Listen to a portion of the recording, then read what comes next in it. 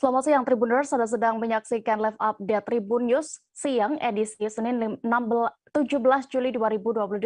Seperti biasa, kami akan sajikan informasi teraktual dari berbagai daerah di Indonesia yang akan dilaporkan secara langsung oleh reporter kami di lapangan. Bersama saya Diamita, inilah live update selengkapnya.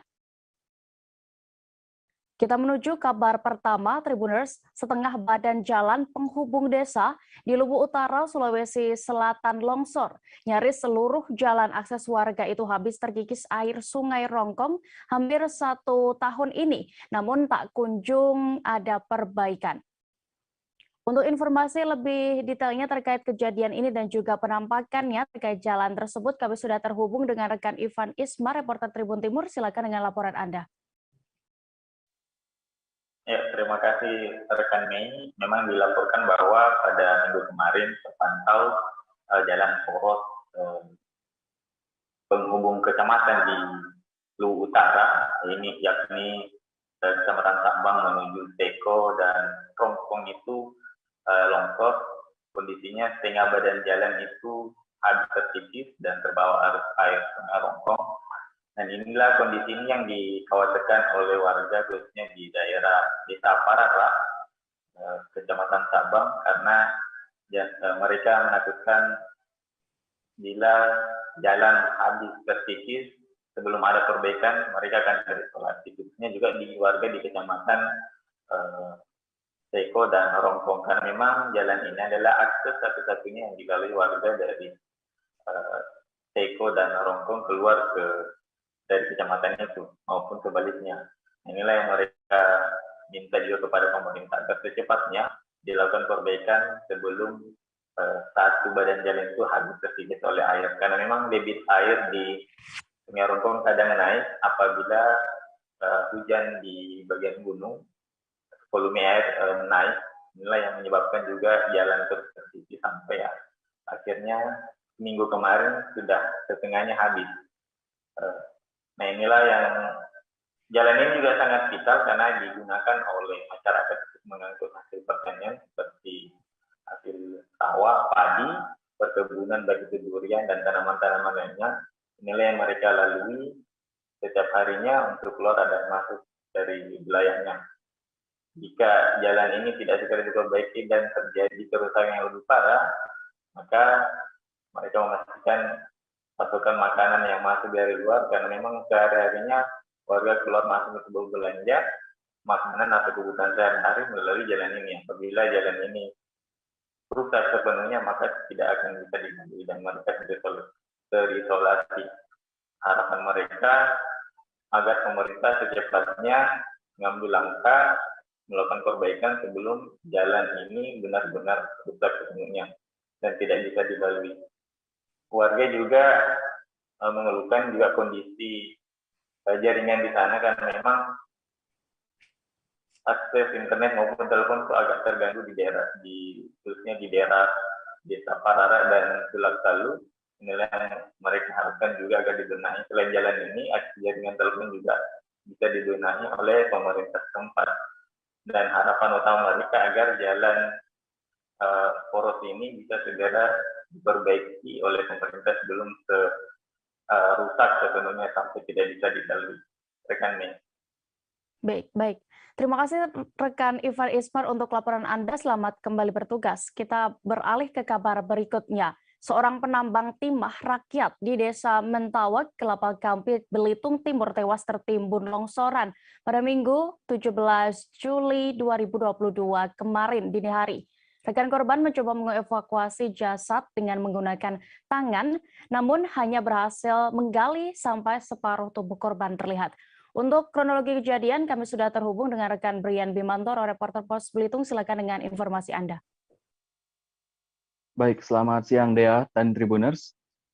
Kecelakaan tambang di Belitung Timur kembali terjadi. Kali ini menimpa seorang warga Damar, Kabupaten Belitung Timur bernama Dendi Firmanto berusia 43 tahun.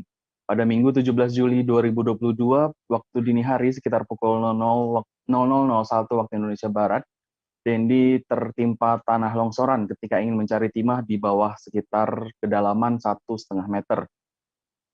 Saat itu dia bersama rekannya Asep ingin mencari timah dan ketika Dia menyemprotkan air ke dalam lubang saat ingin mencari timah, tiba-tiba tanah longsoran tersebut jatuh menimpa tubuhnya.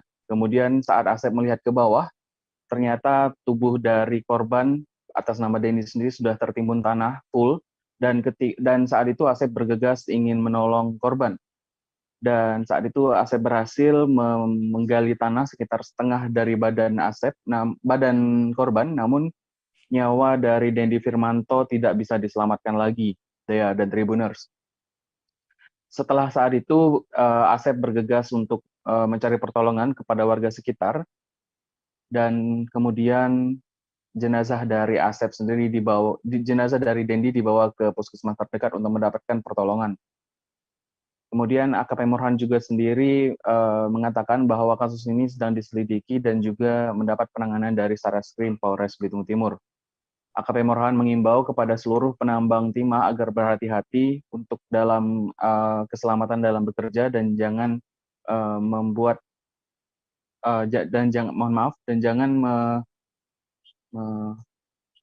maksud saya mengimbau untuk agar selalu berhati-hati dalam bekerja. Dea, kembali ke studio. Baik. Terima kasih rekan Brian Bimantoro untuk laporan Anda. Selamat kembali bertugas. Kita beralih ke Bangka. Ibu muda warga Kecamatan Muntok, Kabupaten Bangka Barat melahirkan bayinya di atas kapal cepat ekspres Bahari 3B.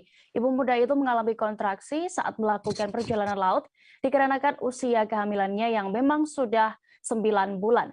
Untuk informasi lebih detail dari terkait kejadian ini dan juga bagaimana keadaan dari ibu dan bayinya, kami sudah terhubung dengan reporter Bangka Pos, ada rekan Yuranda, silakan. Ya, baik dia maksud kami. Bisa saya sampaikan dari Kabupaten Bangka Barat sendiri. Pada hari Minggu kemarin, seorang perempuan bernama Mega melahirkan bayinya di atas kapal cepat tujuan dari Palembang menuju ke Muntok Tanjung Kalian. Di atas kapal dirinya mengalami kontraksi sehingga para kru dari kapal tersebut bergegas untuk menolongnya. Beruntung pada saat itu ibu muda ini bersama dengan bidan yang kebetulan menumpang satu kapal dengannya, sehingga bayi tersebut bisa dilahirkan dengan selamat dan ibu kedua-duanya sehat. Sementara itu kapten kapal mengatakan kapal belum mulai berangkat, baru meninggalkan muara Sungai Musi. Namun ibu itu mengeluh kesakitan di perutnya dan bergegas anggota kru dari kapal tersebut menghampiri ibu tersebut dan mengumumkan pada penumpang lain untuk membantu. Beruntung pada saat itu di dalam kapal terdapat 2 bidan yang sama-sama ingin menyeberang ke Pulau Bangka. Berdasarkan keterangan dari kapten kapal, Butar mengatakan tiba di pelabuhan, ibu itu langsung, maksud kami tiba di pelabuhan Tanjung Kalian, ibu itu langsung dibawa ke puskesmas Muntok untuk mendapatkan pertolongan kesehatan lebih lanjut. Berdasarkan kata kakak dari Mega mengatakan adiknya berangkat dari Palembang menuju Pulau Bangka dengan sendiri karena suaminya sedang ada di Pangkal Pinang, Kota Pangkal Pinang untuk menyusul suaminya dan juga sekaligus melahirkan anak keduanya di Pulau Bangka. Begitu rekan Dea. Baik, terima kasih rekan Yuranda untuk informasi Anda. Selamat kembali bertugas.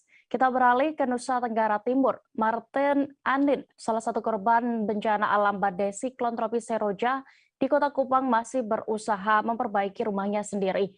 Pasalnya hingga setahun lebih berlalu, ia mengaku sampai saat ini belum mendapatkan kepastian tentang relokasi dari pemerintah.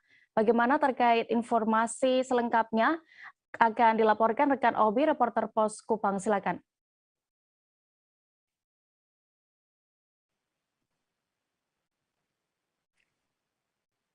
Halo, rekan Obi.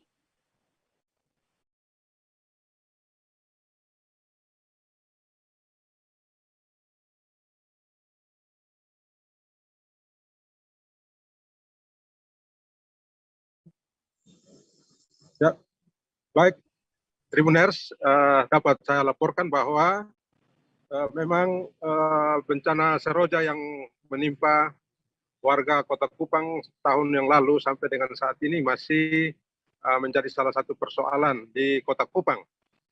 Salah satu persoalannya bahwa korban bencana yang mengalami dampak rumah roboh dan longsor, akibat longsor, mereka belum memastikan diri untuk berpindah dari lokasi di mana mereka berada sebelumnya. Pemerintah setempat juga sudah bekerja sama dengan pemerintah pusat menyiapkan rumah bantuan untuk para korban Seroja tahun lalu. Namun rumah-rumah tersebut belum diserahkan oleh pemerintah pusat ke pemerintah Kota Kupang.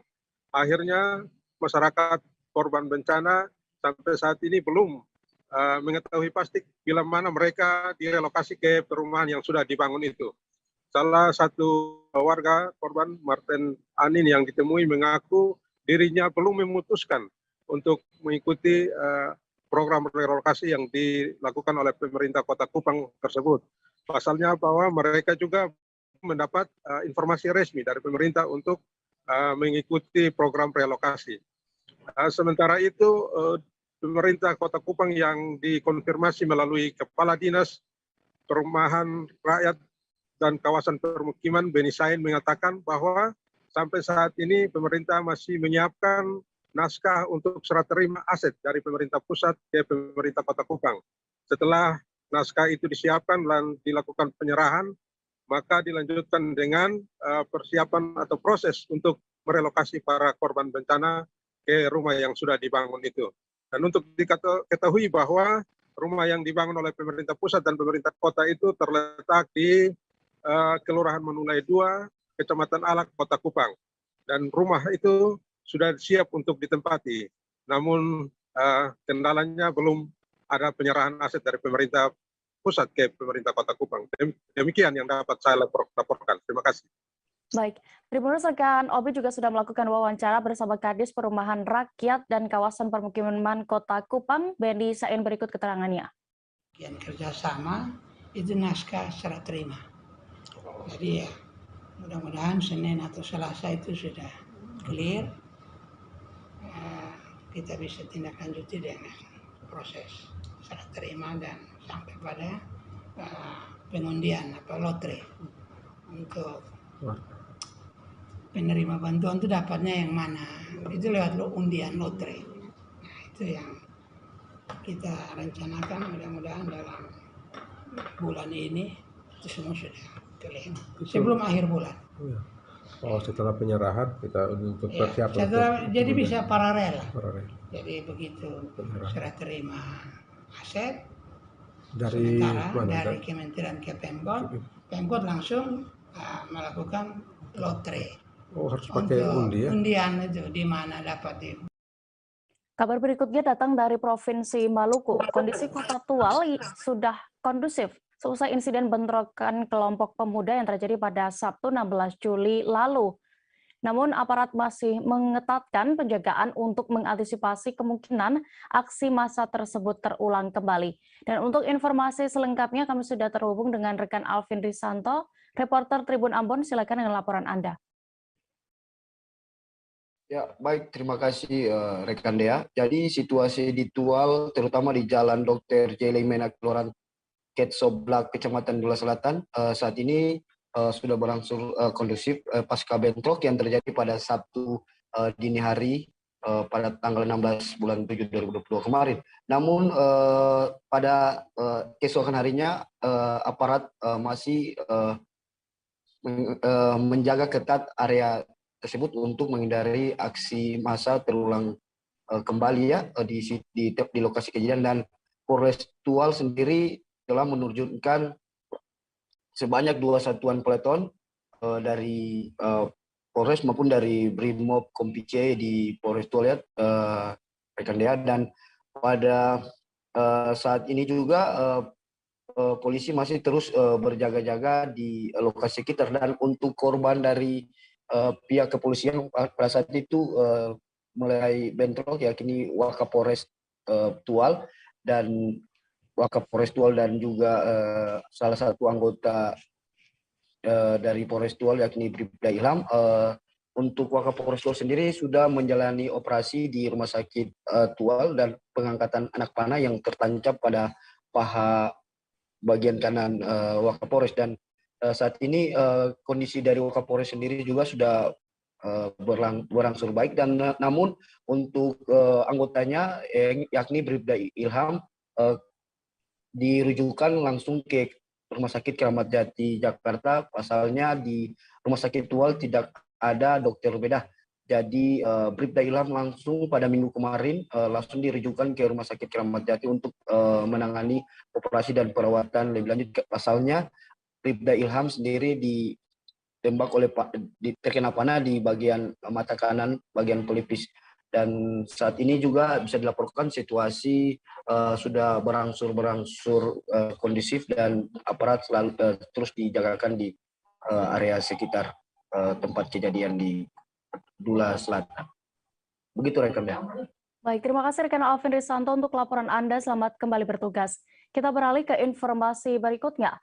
Seorang pria disabilitas sebelumnya dilaporkan hilang setelah pamit buang air besar di Muara Sinar Laut, Bangka Tengah yang terkenal menjadi sarang buaya. Namun setelah beberapa hari pencarian dilakukan di muara tersebut, pria itu justru ditemukan di lampu merah sekira 7 km dari titik terakhir ia terlihat. Untuk kronologi kejadian ini dan kondisi dari pria yang hilang tersebut, kami sudah terhubung dengan rekan Arya Bima Mahendra. Silakan dengan laporan Anda.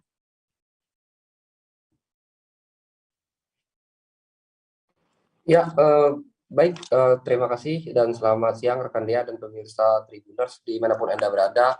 Perlu saya sampaikan bahwa memang pada hari Kamis, tanggal 14 Juli tahun 2022, sekira pukul 8 malam, diketahui Bapak atas nama Edi Witoko, berumur 39 tahun, yang memang sedikit mengalami gangguan ataupun keterbelakangan mental, dikabarkan hilang saat dirinya pamit di salah satu sudut ataupun di salah satu titik muara di perairan Sinar Laut, Kelurahan Padang Mulia, Kecamatan Kobak, Kabupaten Bangka Tengah.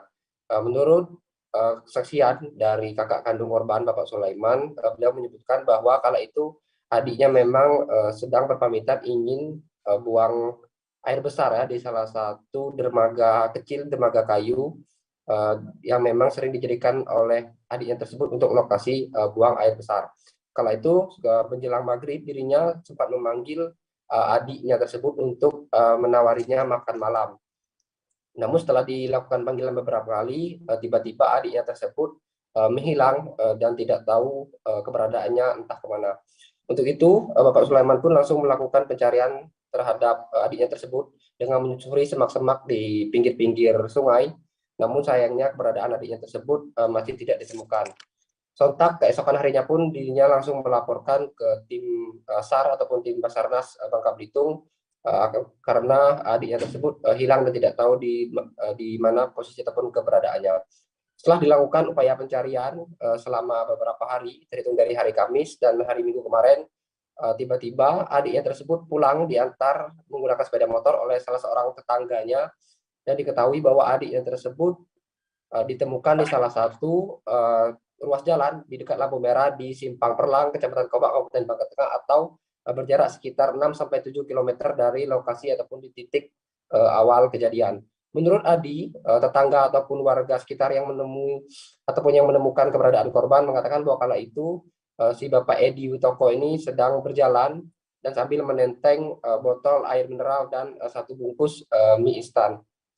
Sementara itu setelah pulang ataupun diantarkan ke kediamannya, diketahui bahwa Bapak Edi Witoko ini tidak mengalami sejumlah luka apapun, namun memang dalam kondisi agak lemas dan terdapat sedikit penurunan kesehatan. Oleh karena itu, setelah ditemukannya Bapak Edi Witoko tersebut, pencarian yang dilakukan oleh tim Basarnas ataupun tim gabungan lainnya itu pun langsung dihentikan seketika. Mungkin demikian yang bisa saya laporkan. Rekan Lia kembali ke studio. Baik. Terima kasih rekan Arya juga sudah melakukan wawancara bersama kakak kandung dari korban, yakni Sulaiman. Berikut keterangannya. Assalamualaikum warahmatullahi wabarakatuh. Kepada rekan-rekan yang tim SAR gabungan dan dari tentara juga dan Polri. Kami banyak-banyak pihak warga yang korban kehilangan telah ditemukan dengan keadaan selamat. Walaupun mereka belum tepat pada waktunya, jam dinasnya 7 hari, telah didapatkan selama 3 hari. Seakan-akan mereka datangnya dengan keadaan selamat. Bersyukur kami kepada tim SAR gabungan yang berjuang menghabiskan tenaga yang seikhlas-ikhlasnya untuk menyumbangkan bagi kami pihak korban dengan tidak ada imbalan apapun, dengan keadaan mereka berusaha masing-masing, walaupun dari kegiatan makan minumnya syukurlah tidak akan memberatkan kami. Mereka bisa berusaha sendiri dengan kepala grup dan rombongan atau komandannya. Terima kasih kami sebagai warga Sinar Laut, Bangka Tengah, mengucapkan banyak-banyak tim SAR gabungan dari Kapolri maupun dari TNI. Assalamualaikum warahmatullahi wabarakatuh. Tim kuasa hukum keluarga Brigadir Yosua Huta Barat alias Brigadir J telah mendatangi Barreskrim Polri Jakarta Selatan pada Senin 18 Juli 2022 tadi pagi. Dengan sejumlah bukti yang dipegang, mereka melaporkan sejumlah dugaan terkait tewasnya Brigadir Yosua. Untuk laporan selengkapnya kami sudah terhubung dengan rekan Ikman Ibrahim. Silakan dengan laporan Anda. Ya, benar sekali rekan dia. Tim kuasa hukum Brigadir Nofriansah Yosua Huta Barat alias Brigadir J mendatangi Barreskrim Polri Jakarta Selatan pada Senin 18 Juli 2022 ini. Pantauan Tribun News memang tadi tim kuasa hukum tiba sekitar pukul 09.45 waktu Indonesia Barat di Barreskrim Polri. Setidaknya ada 4 orang yang menjadi kuasa hukum Brigadir J. Tadi memang kuasa hukum Brigadir J, Kamarudin Simanjuntak, menyampaikan bahwa kedatangannya mereka untuk membuat laporan polisi terkait dugaan kasus pembunuhan berencana yang dialami kliennya. Memang selain pembunuhan berencana, mereka juga melaporkan dugaan kasus pencurian dan penggelapan ponsel milik Brigadir J. Selain itu juga mereka juga melaporkan dugaan kasus peretasan yang dialami keluarga Brigadir J. Adapun pihak terlapor yang dalam kasus tersebut mereka ungkapkan masih dalam proses penyelidikan. Dalam pelaporan ini, tim kuasa hukum juga membawa sejumlah barang bukti, di antaranya barang bukti foto dan video luka pada jenazah Brigadir J yang diduga merupakan bekas penganiayaan. Adapun luka tersebut ditemukan di sekujur tubuh jenazah Brigadir J. Karena itu memang tadi pihak kuasa hukum meminta, pihak keluarga juga meminta Brigadir J untuk diadakan otopsi ulang. Demikian rekan dia. Baik, Tribuners berikut kami tampilkan juga keterangan dari Kamarudin Simanjuntak selaku kuasa hukum dari keluarga Brigadir Yosua selengkapnya. Kedatangan kita hari ini dalam rangka sebagai tim penasihat hukum dan atau juga kuasa daripada keluarga almarhum Yosua Huta Barat untuk membuat laporan polisi tentang dugaan tindak pidana pembunuhan berencana sebagaimana dimaksud pasal 342 KUH pidana untuk pembunuhan sebagaimana dimaksud pasal 338 KUH pidana untuk penganiayaan yang menyebabkan matinya orang lain untuk pasal 351 dan 3 KUH pidana. Kemudian dugaan pencurian atau penggelapan handphone sebagaimana dimaksud 362 KUH pidana untuk pasal 372, 374 KUH pidana. Kemudian dugaan tindak pidana meretas dan atau melakukan penyadapan, yaitu tindak pidana telekomunikasi. Terima kasih. Terlapornya Didik.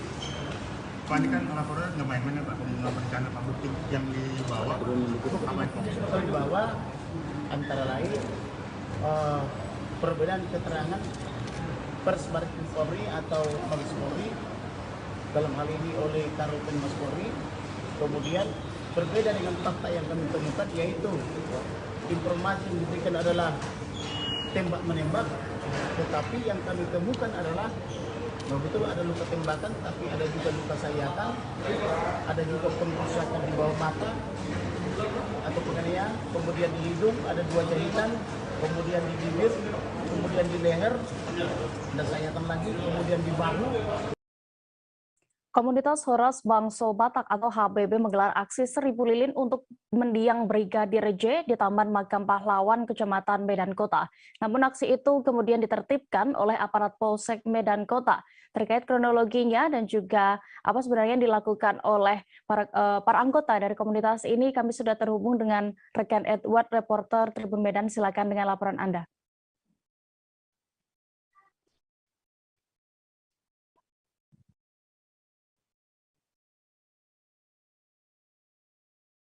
Halo, rekan Edward. Iya, Pak. Ya, rekan Oke. Edward, silakan dengan laporan Anda. Oke, untuk terkait aksi 1000 lilin yang diadakan oleh Horas Bangso Batak di Taman Makam Pahlawan, Jalan Singamangaraja Medan, mereka melakukan aksi berdoa sekaligus menyalakan lilin sebagai simbol terang benderang, karena mereka menganggap kasus dari penembakan Brigadir J Huta Barat terdapat kegelapan yang dilakukan oleh pihak-pihak pemerintah maupun polisian. Dan mereka juga meminta kepada Polri agar segera mengusut tuntas sampai ke akar kasus penembakan tersebut. Dan mereka juga beranggapan kalau Polri tidak sanggup melakukan pengusutan kasus, mereka meminta untuk Presiden Joko Widodo untuk segera turun tangan dalam menangani kasus tersebut. Mungkin itu yang bisa saya sampaikan, Tribuners. Baik, dan Tribuners, berikut keterangan dari Ketua DPC Kota Medan, Thomson Marisi Parapat terkait ini selengkapnya. Ya, jadi kami selaku Perkumpulan Horas Bangso Batak menyalakan lilin 1000 lilin di Makam Pahlawan Singamangaraja. Kami meminta agar sebagai penyalaan lilin ini sebagai simbolis, sebagai simbol agar kiranya jiwa kita seluruh masyarakat Indonesia secara sehat di dalam kasus yang menimpa Brigadir J Huta Barat, agar semua jajaran khususnya buat Kapolri ya, yang dimana secara merekayasa kejadian yang telah menimpa Bapak Brigadir J Huta Barat secara terang benderang. Kita lihat di sini banyak terjadi kejanggalan, banyak sekali rekayasa di dalam penyelidikan yang menurut kita itu sangat direkayasa. Jadi kami meminta kepada Kapolri untuk mengusut tuntas kasus ini hingga sampai selesai. Dan tidak ada hukum tumpul ke bawah, tajam ke bawah, tumpul ke atas. Kami meminta dengan tegas Perkumpulan Horas Bangso Batak agar kasus ini diselesaikan secara tuntas dan sampai ke akar-akarnya. Apabila Bapak Listio tidak bisa menyelesaikan kasus ini, kami meminta kepada Bapak Presiden Joko Widodo untuk turun tangan dalam kasus ini. Ini tidak boleh dipermainkan. Hukum di Indonesia itu sangat-sangat saat ini. Beralih ke kabar berikutnya di Aceh, jumlah sapi yang terjangkit penyakit mulut dan kuku atau PMK di Lok Sumbawa semakin meluas. Bahkan sudah ada 6 desa yang kini berstatus zona merah wabah tersebut. Dan untuk laporan selengkapnya kami sudah terhubung dengan reporter Serambi News, ada rekan Saiful Bahri. Silakan dengan laporan Anda.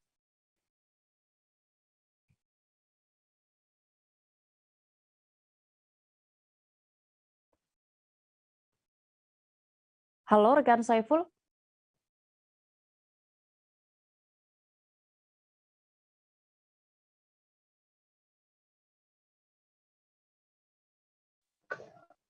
Ya, terima kasih rekan Dea. Lebih pertama dapat saya laporkan bahwa penemuan kasus PMK di Kota Lok Sumbawa itu terjadi pada awal Mei 2022 lalu, di mana awalnya ditemukan adanya 13 sapi yang suspek, sehingga pihak Dinas Kelautan, Perikanan, Pertanian, dan Pangan Kota Lok Sumbawa langsung berkoordinasi dengan pihak Balai untuk melakukan pemeriksaan, sehingga setelah dilakukan pemeriksaan terhadap 10 sampel sapi dan dinyatakan bahwa ke-10 sapi tersebut ada positif PMK.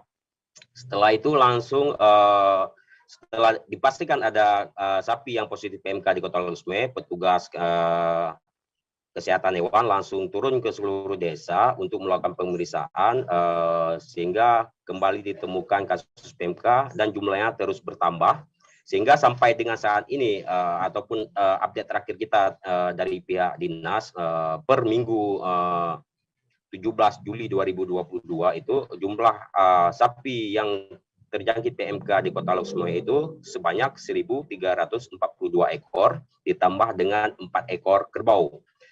Namun begitu dari 1.342 ekor sapi yang terjangkit PMK itu sebanyak 695 ekor sapi itu telah sembuh, termasuk 4 ekor kerbau juga telah sembuh dan 16 lainnya telah mati.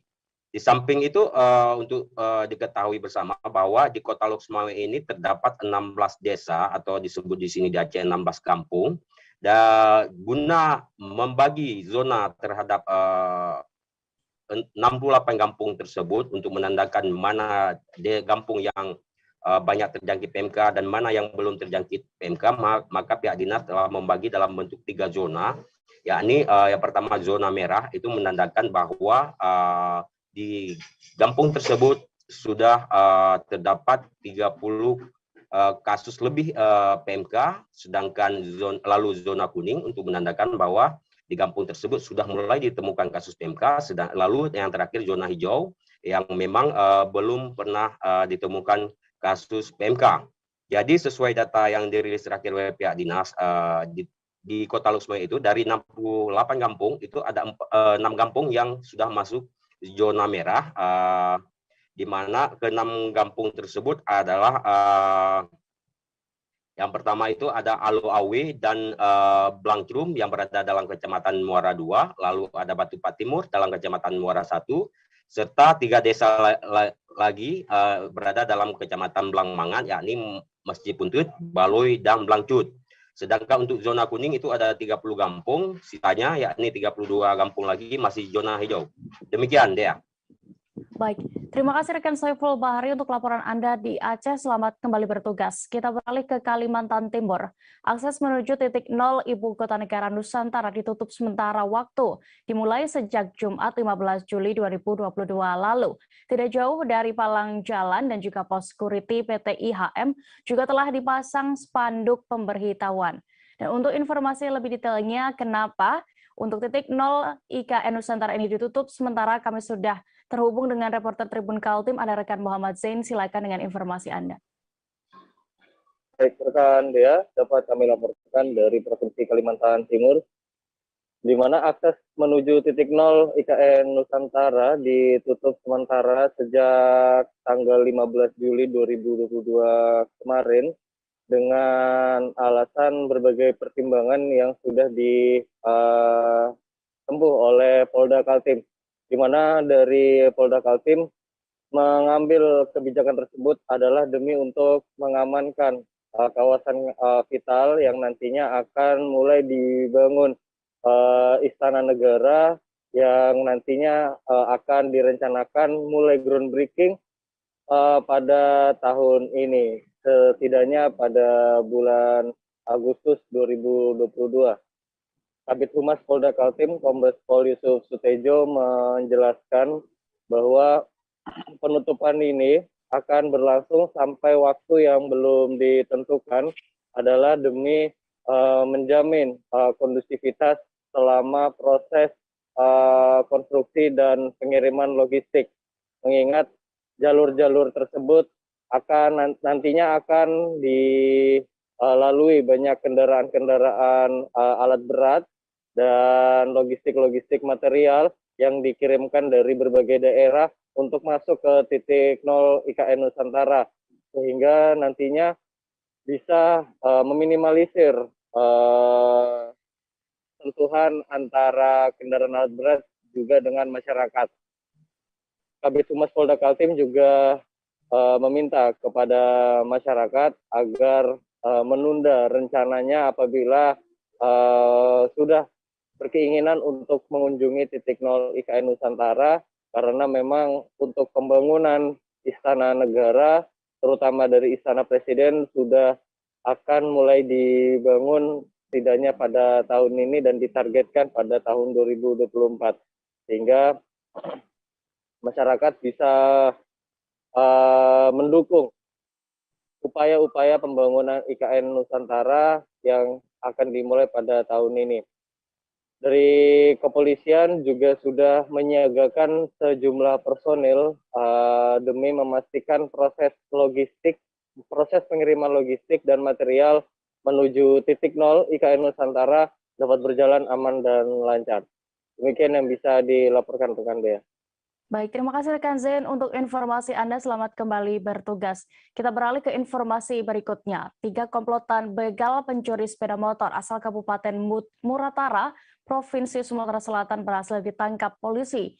Aksi 3 begal curanmor lintas kabupaten ini terhenti setelah beraksi di Dusun 2, Desa Sumberjaya, Kecamatan Sumberharta, Kabupaten Musirawas pada Rabu 13 Juli pekan lalu.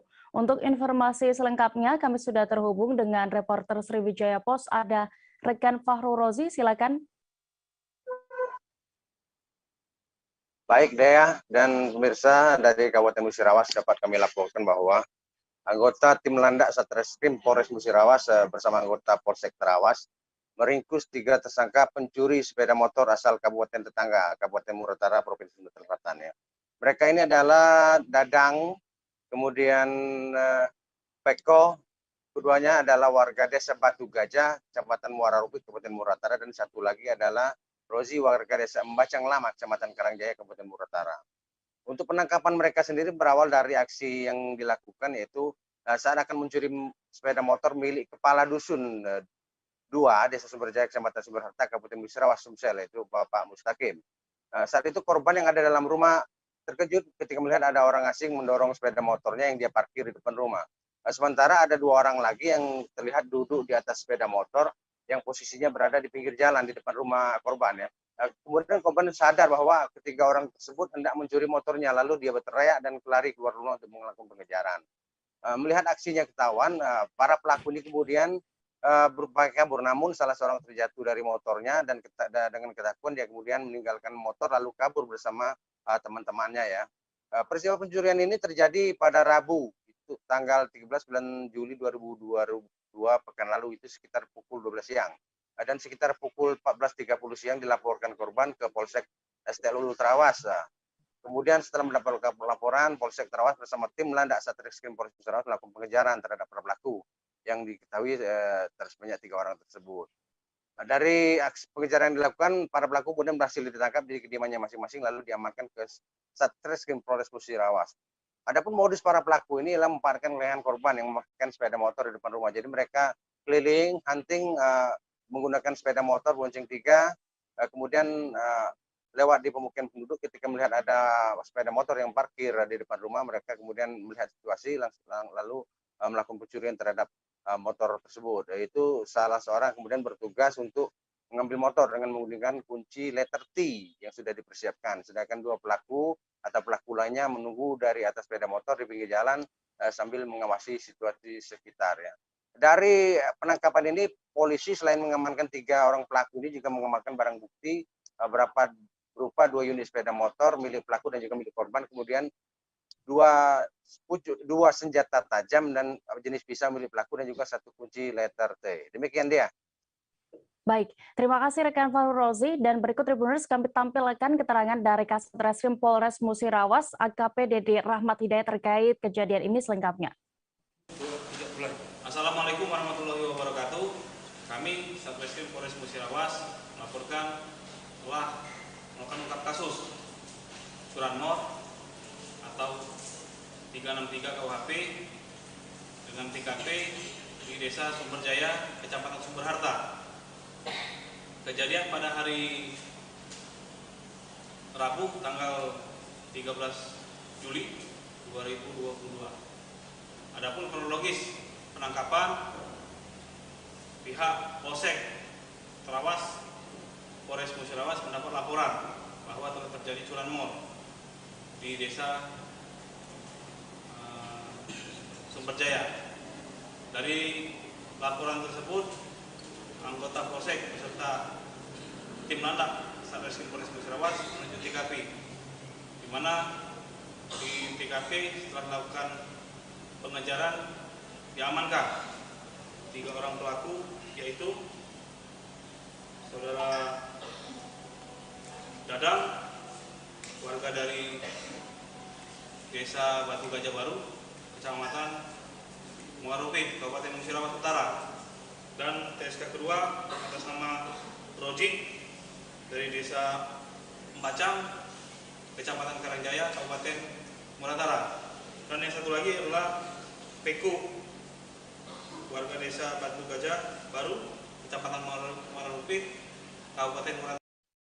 Informasi berikutnya datang dari Riau. Sesuai surat edaran Satgas COVID-19 terbaru, syarat vaksin booster bagi pelaku perjalanan dalam negeri berlaku terhitung Minggu 17 Juli kemarin. Namun ternyata banyak penumpang di Terminal Bandar Payung Sekaki atau BPRS Pekanbaru yang belum mengetahui adanya aturan baru ini. Dan untuk informasi lebih detailnya terkait penerapan peraturan terbaru di sana, kami sudah terhubung dengan rekan Fernando Sikumbang, reporter Tribun Pekanbaru. Silakan dengan informasi Anda.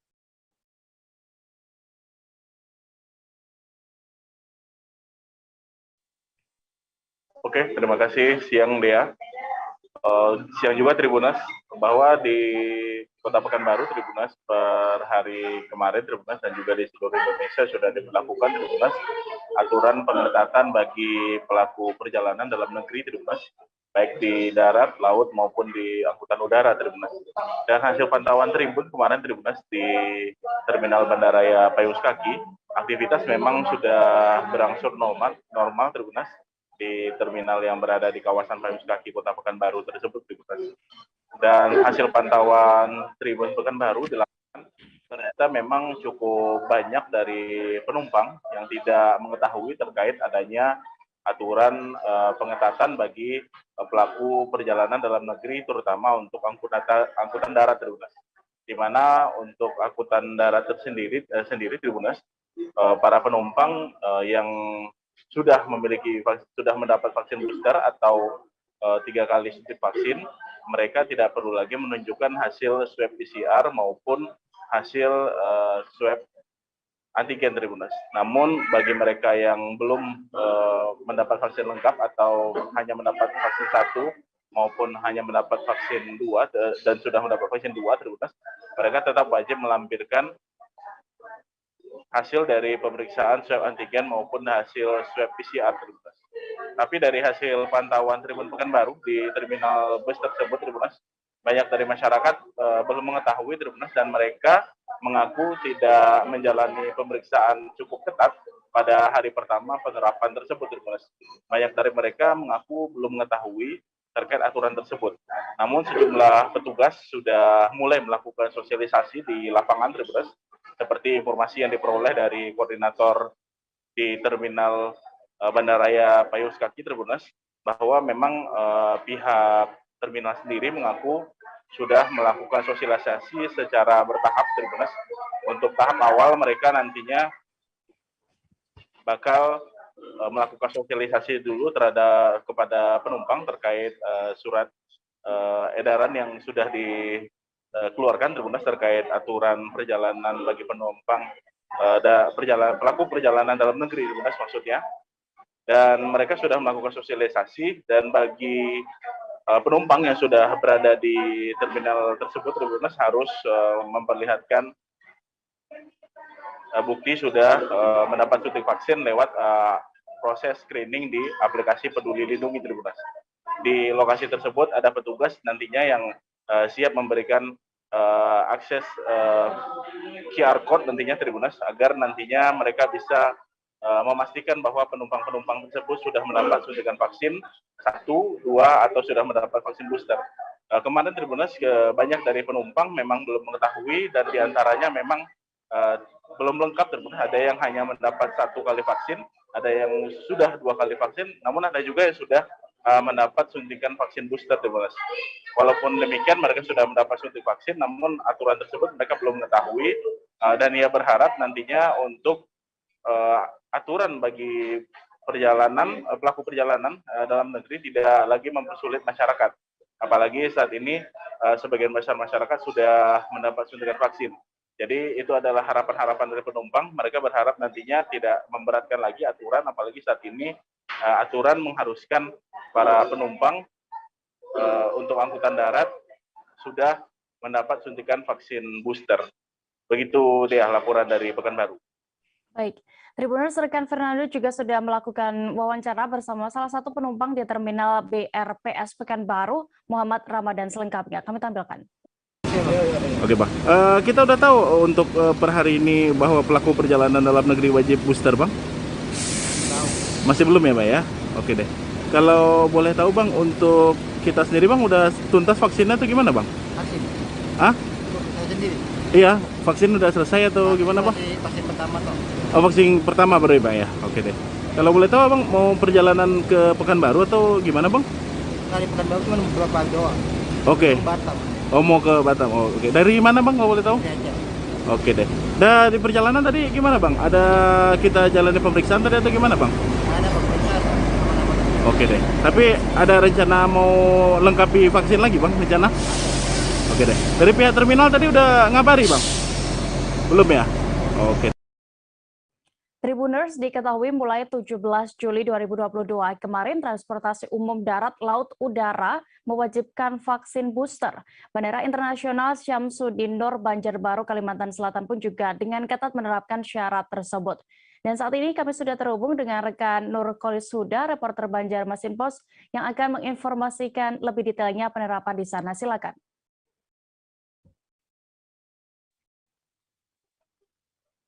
Oke, Sobat Tribuners, dapat kami laporkan di Bandara Syamsuddin Nur Internasional yang ada di Banjarmasin, Banjarbaru.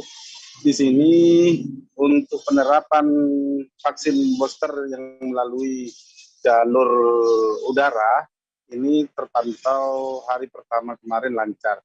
Jadi karena ini sosialisasinya sudah 2 minggu sebelumnya, jadi masyarakat sudah banyak mengerti dan banyak tahu mengenai vaksin ini. Jadi sebelum berangkat, mereka melaksanakan vaksinasi booster atau vaksinasi tahap ketiga lebih dulu.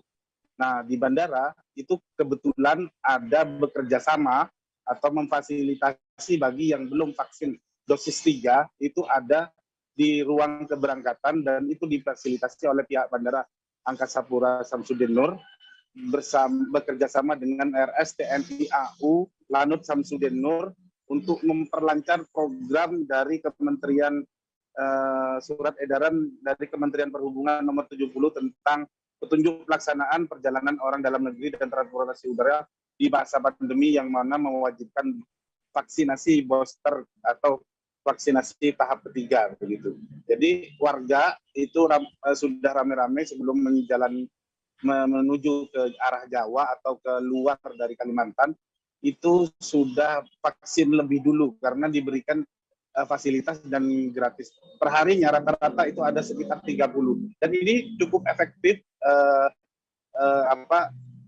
layanan ini karena membantu warga.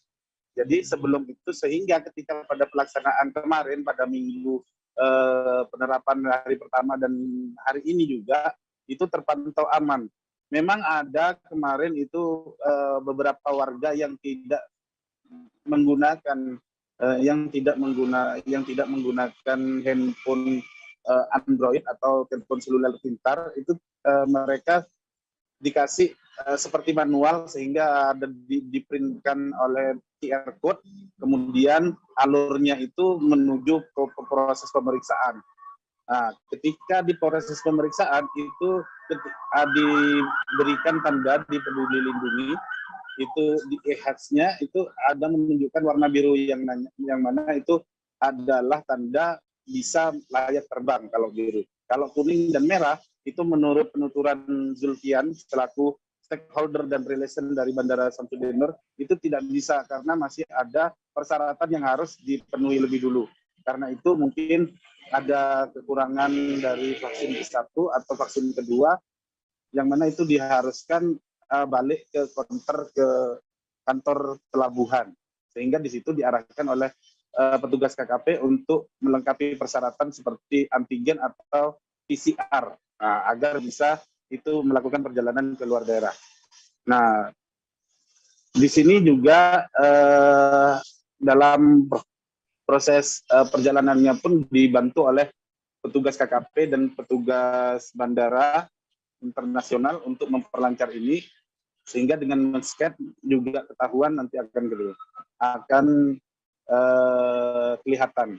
Sementara ini dari pelaksanaan wajib booster sendiri, penumpang justru meningkat, informasinya demikian.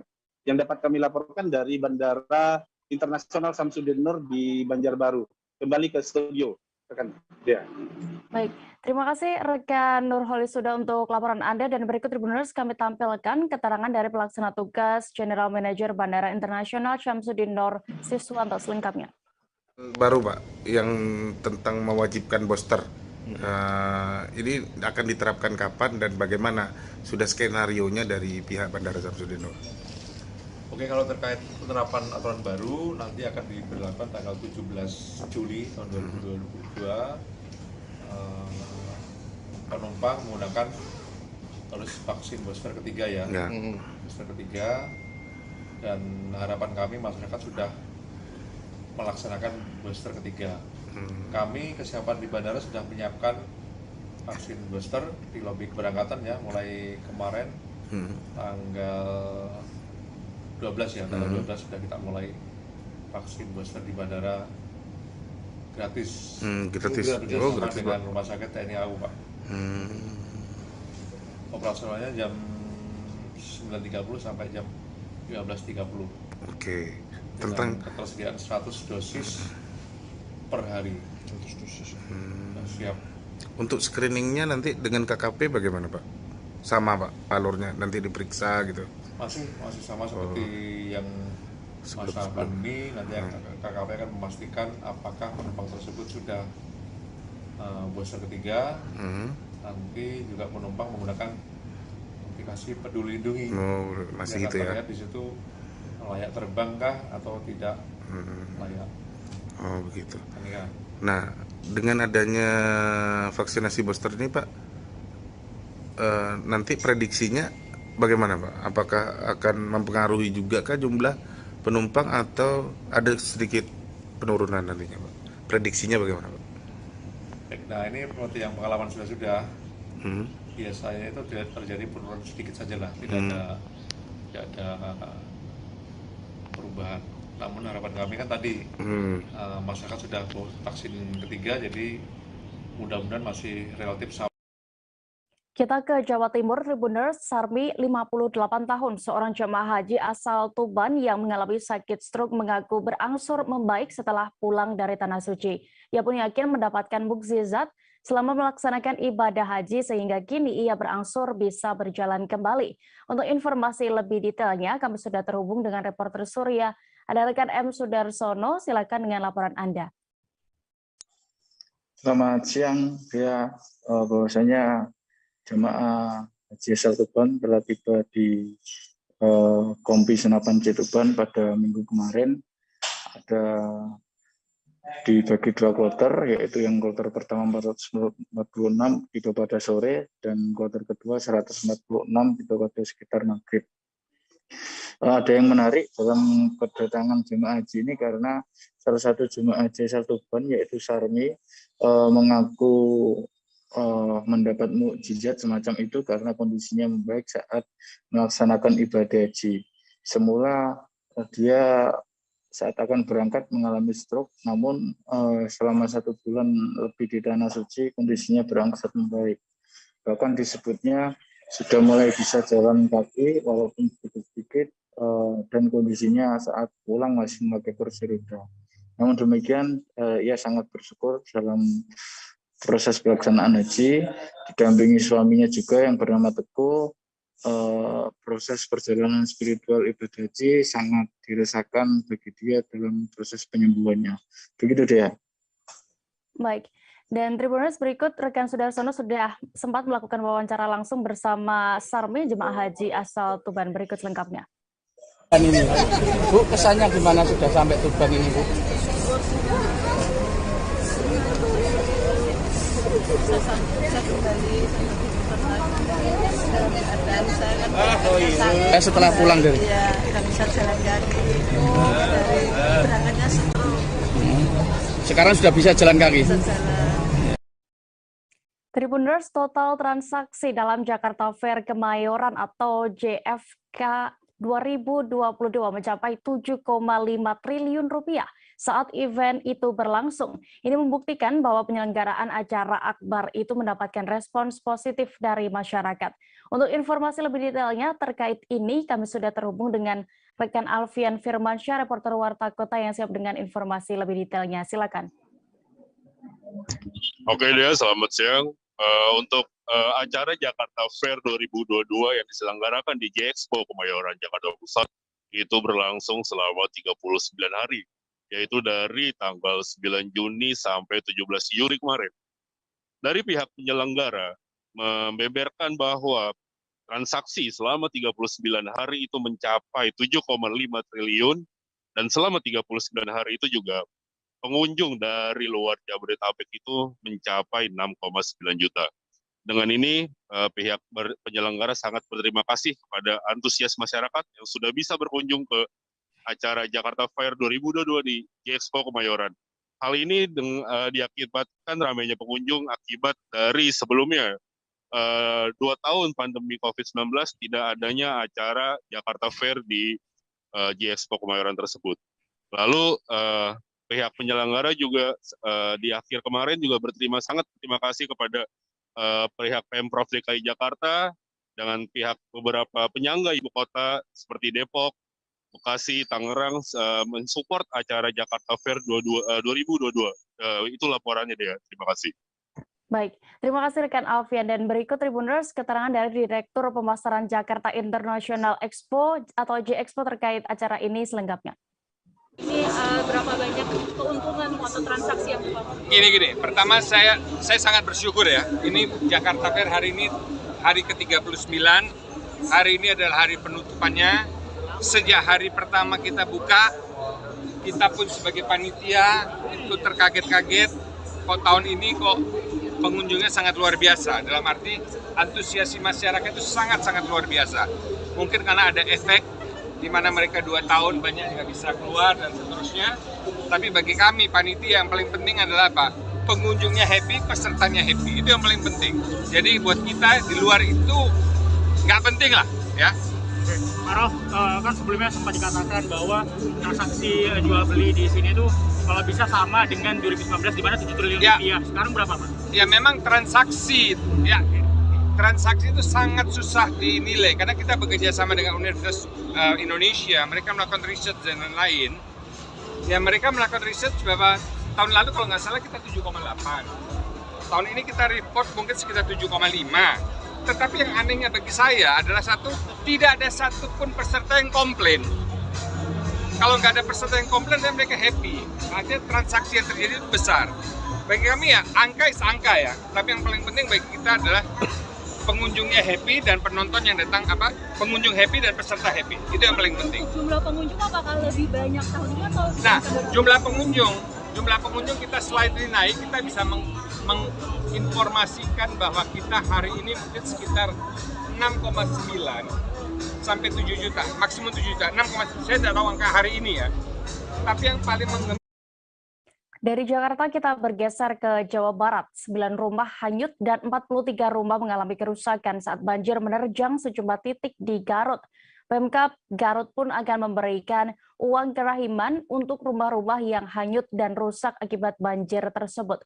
Status masa tanggap darurat bencana juga diterapkan selama 2 pekan oleh Pemkab.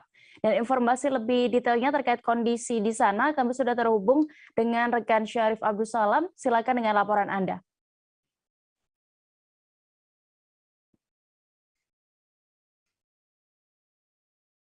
Halo rekan Syarif.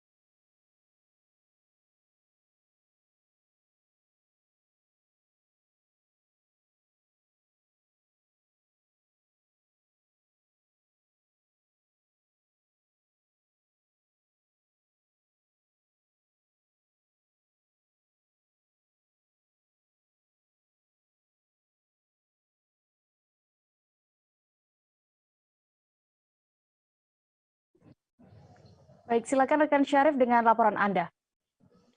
Oke, rekan Dea, maaf atas gangguan tadi.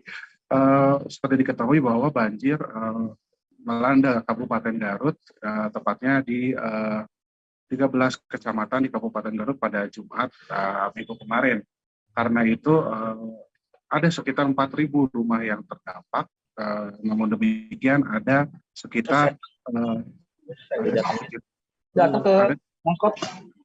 ada sekitar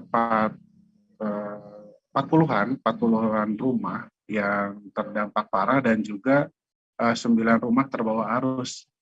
Kemudian pemerintah Kabupaten Garut sendiri menyiapkan uang kerahiman sebanyak 50 juta maksimal untuk rumah-rumah yang rusak tersebut, dan selain itu pemerintah Provinsi Jawa Barat juga sudah menyerahkan bantuan sebesar totalnya 300 juta untuk para korban bencana tersebut. Dan yang terbaru sampai saat ini masyarakat masih melakukan evakuasi dan pembersihan bekas-bekas banjir. Kemudian di hari pertama masuk sekolah pun karena jembatan di salah satu kecamatan itu roboh, maka pemerintah menyiapkan perahu karet untuk bisa menyeberang. Oke, demikian rekan ya. Baik, terima kasih rekan Syarif untuk informasi Anda. Selamat kembali bertugas. Kita beralih ke kabar berikutnya di Sulawesi Barat, Tribuners. Event Manakara Fair 2022 yang masuk ke dalam 100 Karisma Event Nusantara atau KEN 2022 telah sukses digelar. Acara yang dipusatkan di Anjungan Pantai Manakara Mamuju itu mencatatkan adanya perputaran uang hingga 4 miliar rupiah. Dan untuk informasi detailnya terkait terlaksananya acara ini, kami sudah terhubung dengan rekan Habludin, reporter Tribun Sulbar. Silakan dengan informasi Anda. Ya, betul sekali rekan Dea dan Tribuners dimanapun Anda berada. Dapat saya informasikan bahwa pelaksanaan Manakara Fair ini berlangsung selama 3 malam 2 hari di Manakara, di Anjungan Pantai Manakara, tepatnya di Jalan Yosudarso, Kecamatan Mamuju, Kabupaten Mamuju, Provinsi Sulawesi Barat.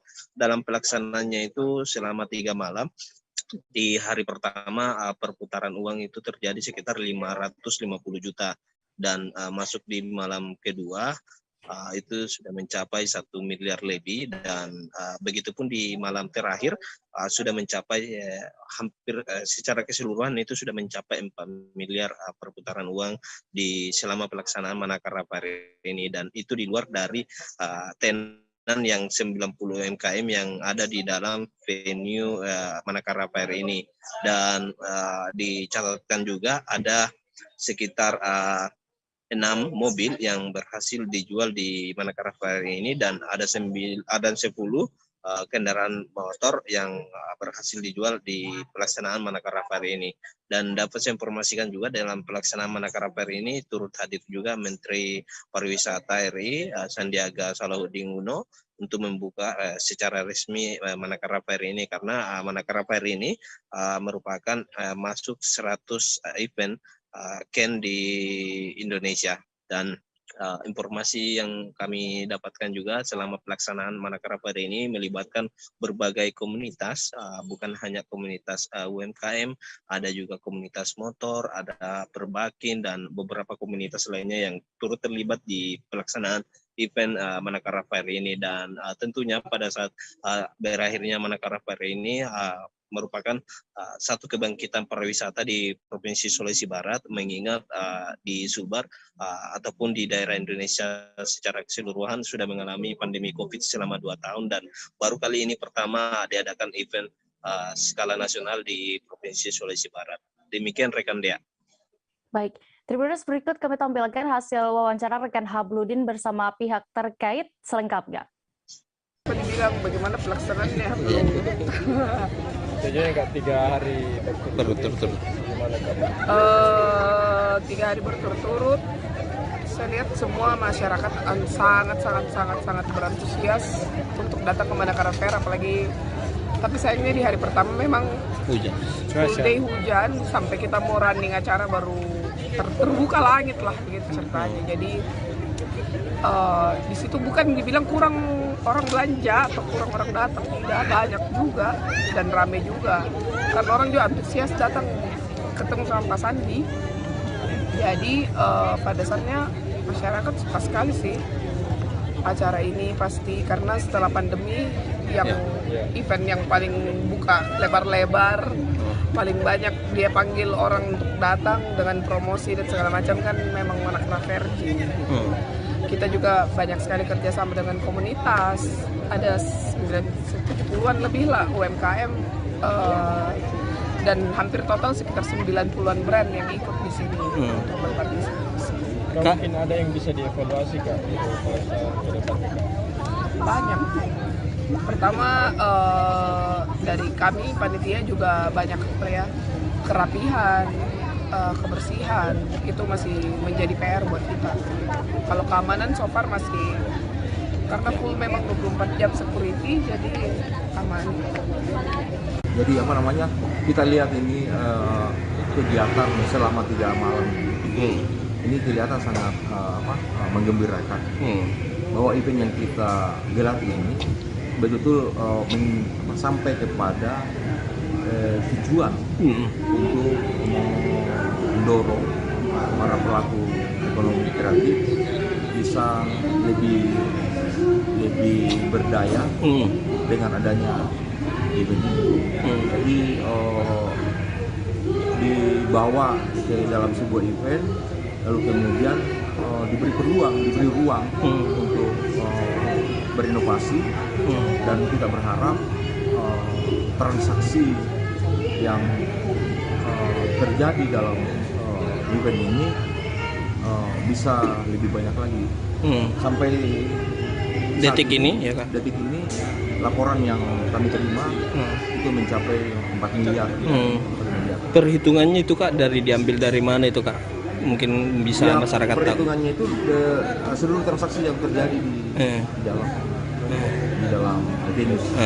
Setiap selesai itu dihitung Kak di setiap tenan. Setiap selesai dihitung lagi, malam ditutup langsung. Jadi ternyata ada beberapa penjualan di dalam penjualan itu sampai ini Kak, bukan hanya penjualan di dalam ini yang mendapat manfaat, belum yang di luar ini. Jadi bagaimana dengan occupancy hotel, bagaimana dengan Bandara Internasional Sultan Mahmud Badarudin atau SMB2 Sumatera Selatan siap menerapkan peraturan baru pelaku perjalanan. Pihak bandara pun bekerja sama dengan Kantor Kesehatan Pelabuhan atau KKP Palembang menyiapkan 100 hingga 150 dosis vaksin booster gratis. Untuk laporan lengkapnya kami sudah terhubung dengan rekan Hartati, reporter Tribun Sumsel. Silakan dengan informasi Anda. Ya, selamat siang Dea. Selamat siang Tribuners.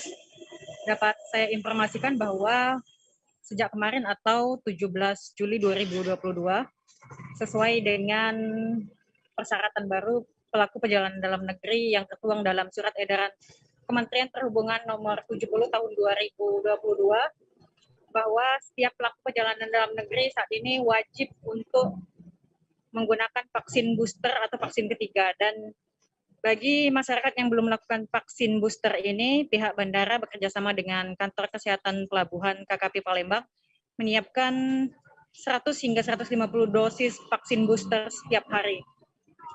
Vaksin ini diberikan gratis kepada calon penumpang yang akan terbang bagi mereka yang belum mendapatkan dosis vaksin ketiga. Namun meski demikian disediakan sentra vaksin gratis ini setiap hari, namun pihak bandara juga menghimbau pada calon penumpang sebaiknya sudah melakukan vaksin sebelum keberangkatan, karena pasca vaksin ini biasanya akan ada efek lanjutannya dan diharapkan ini tidak mengganggu bagi pelaku perjalanan yang jika kemudian setelah divaksin memiliki dampak setelahnya, karena biasanya beberapa orang penerima vaksin ini akan menderita demam, misalnya pusing atau sebagainya. Dan untuk mengantisipasi hal tersebut disarankan kepada penumpang untuk sejak jauh-jauh hari sudah melakukan vaksin booster karena saat ini vaksin booster pun banyak disediakan di beberapa tempat, biasanya mulai dari mall, puskesmas, dan tempat lainnya. Nah, bagi masyarakat yang tidak bisa melakukan vaksin booster dengan alasan komorbid ataupun memang belum melakukan vaksin ketiga dan alasan lainnya, pihak bandara juga bekerjasama dengan Kimia Farma menyediakan sentra PCR dan juga antigen di pusat kesehatan di bandara. Nah, namun untuk tes antigen dan PCR ini dikenakan biaya. Untuk antigen itu dikenakan biaya 80.000 dan PCR 300.000. Nah, dari AOC sendiri juga memprediksi bahwa kebijakan baru ini akan berdampak pada kemungkinan turunnya permintaan seat atau okupansi pada dunia aviasi. Karena mengingat dengan kebijakan yang diterapkan oleh pemerintah beberapa waktu lalu, ini cukup mendongkrak penjualan tiket yang sempat lama terhenti, lama turun ini karena kebijakan vaksin ini. Seperti itu dia. Baik. Terima kasih rekan Hartati untuk laporan Anda. Selamat kembali bertugas. Kita beralih ke kabar berikutnya. Kepolisian daerah atau Polda Metro Jaya menjadi juara umum kejuaraan Judo Bayangkara Piala Kapolri 2022 di Kota Kendari, Sulawesi Tenggara. Diikuti 194 pejudo, lomba ini berlangsung di Gedung Politeknik Kesehatan atau Poltekkes Kendari sejak Jumat 15 Juli kemarin. Untuk informasi detail terkait pelaksanaan lomba ini, kami sudah terhubung dengan reporter Tribun News Ultra, ada rekan Husni Husin. Silakan dengan informasi Anda. Ya, baik, dia dapat saya laporkan bahwa betul kemarin telah berakhir pelaksanaan turnamen Judo Piala Kapolri 2022 yang berlangsung di Kota Kendari, tepatnya di Aula Poltekkes Kemenkes Kota Kendari Provinsi Sulawesi Tenggara yang ditutup secara resmi oleh Kapolda Sultra, dan menjadi juara umum ialah dari Polda Metro Jaya, kemudian disusul juara kedua dari Polda Jatim atau Jawa Timur, kemudian juara ketiga disusul oleh Korps Brimob RI. Nah, sebelumnya dapat saya informasikan jalannya pertandingan sangat sengit dan juga seru, ditambah dengan sorak-sorakan para penonton yang bergemuruh di lokasi stadion Poltekkes Kemenkes Kendari, dan begitupun dengan yel-yel yang secara kompak dilakoni oleh para supporter beberapa tim yang datang di stadion, dan ini juga membuat penampilan menarik yang dapat disaksikan oleh penonton seperti itu.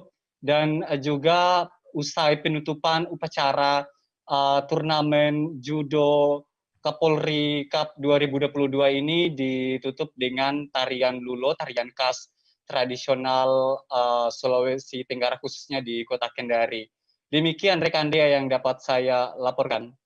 Baik, Tribuners, rekan Husni juga sudah melakukan wawancara bersama Dansat Brimob Polda Metro Jaya, Kombes Pol Gatot Mangkurat Putra, dan juga Karo Watpres SSDM Polri Brigjen Pol Anwar terkait kegiatan lomba judo ini. Selengkapnya kami tampilkan.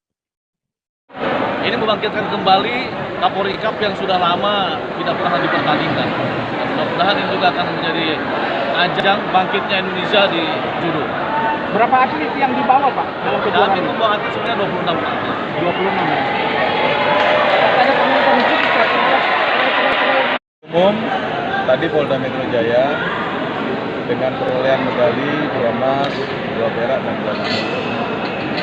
Yang kedua adalah Jawa Timur dengan 2 emas. Yang ketiga adalah dari Korps Brimob Polri. Ya, Pak, harapannya dengan kejuaraan ini sendiri, Pak? Harapannya dengan adanya kompetisi ini akan melatih anggota-anggota Polri untuk lebih giat lagi berlatih, terutama mempersiapkan event-event yang selanjutnya, baik event nasional maupun internasional. Pemerintah Provinsi Banten membatalkan rencana penerapan sekolah metaverse di 14 SMA negeri di Banten. Pihak Pemprov pun merubah dengan menerapkan sekolah berbasis digital mulai tahun ajaran 2022-2023. Saat ini kami sudah terhubung dengan rekan Ahmad Tajudin, reporter Tribun Banten, yang siap dengan informasi lebih detailnya. Silakan rekan.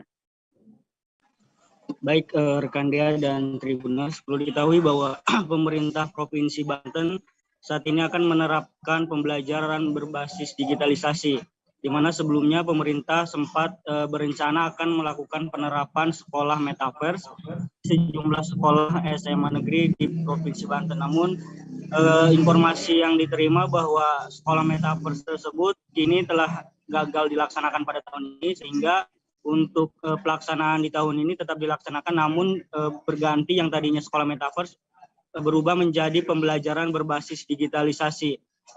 PJ Gubernur Banten Al-Muktabar mengatakan bahwa pendidikan berbasis digitalisasi ini hampir sama dengan penerapan sekolah metaverse, namun hanya ada beberapa kegiatan atau mungkin basis yang dilaksanakan tidak sama seperti dengan sekolah metaverse. Dia mengatakan bahwa untuk rencana pendidikan berbasis digitalisasi ini akan diterapkan di 14 sekolah SMA negeri di Banten, di mana sekolah tersebut yang dinilai telah memiliki dari sisi teknologi dan lainnya sudah memiliki kesiapan. Kemudian untuk pelaksanaannya sendiri dikatakan Al-Muktabar bahwa untuk pendidikan berbasis digitalisasi ini rencananya akan dilaksanakan pada tahun ajaran 2022 ini, dan hal itu masih saat ini akan segera berlangsung. Kemudian untuk teknik pembelajarannya sendiri dikatakannya bahwa untuk pendidikan berbasis digital ini harus menggunakan platform, dan saat ini pihaknya sedang melakukan atau menyiapkan hal itu. Dan juga dalam kegiatan belajar dan mengajarnya sendiri, dari 14 sekolah tersebut akan diterapkan pendidikan digitalisasi, di mana mereka nantinya akan melakukan pembelajaran melalui platform digital, namun mereka bisa menikmati pembelajaran lainnya seperti olahraga dan perpustakaan dan lain sebagainya. Mereka bisa tetap ke sekolah, namun untuk pembelajarannya sendiri menggunakan pembelajaran berbasis digital ya. Baik, terima kasih rekan Ahmad Tajudin untuk laporan Anda dari Provinsi Banten. Selamat kembali bertugas.